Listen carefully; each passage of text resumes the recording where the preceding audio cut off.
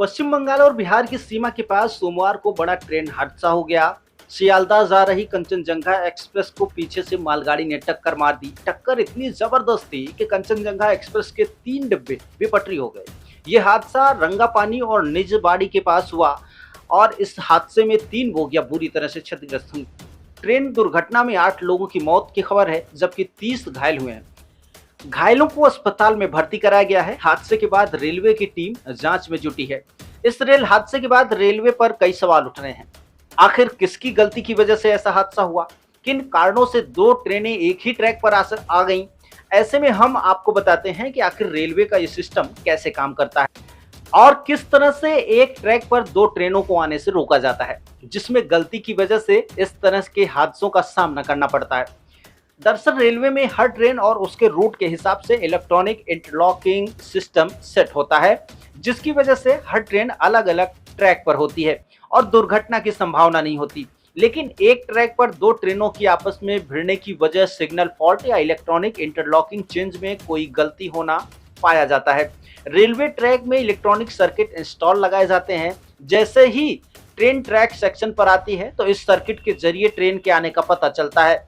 Train के आने का पता चलने के साथ ही ट्रैक सर्किट इसकी जानकारी आगे फॉरवर्ड करता है और इसके आधार पर ईआईसी कंट्रोल सिग्नल आदि को कंट्रोल करता है। इस जानकारी के आधार पर यह सूचना दी जाती है कि अब ट्रेन को किस तरफ जाना है।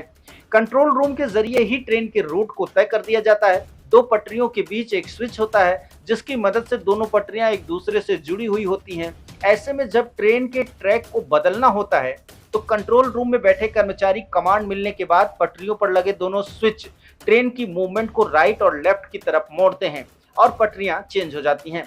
लेकिन अभी भी कई बार टेक्निकल कारणों से या फिर किसी मानवीय गलती की वजह से ट्रैक चेंज नहीं हो पाता है और ट्रेन तय रूट से अलग ट्रैक पर चली जाती है। इसका नतीजा ये होता है कि वो ट्रेन उस ट्रैक पर आ जाती है और टकरा जाती है।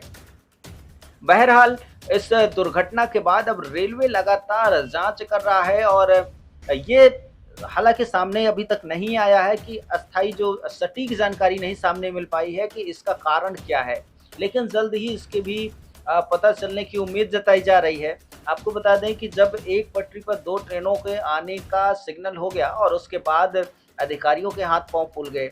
दुर्घटना के बाद लोगों की चीख पुकारें मचनी शुरू हो गई, चित्कारें निकलने लगी और उसके बाद जब वहां पर लोग पहुंचे तो मानवीय संवेदना को झकझोर देने वाला दृश्य सामने था।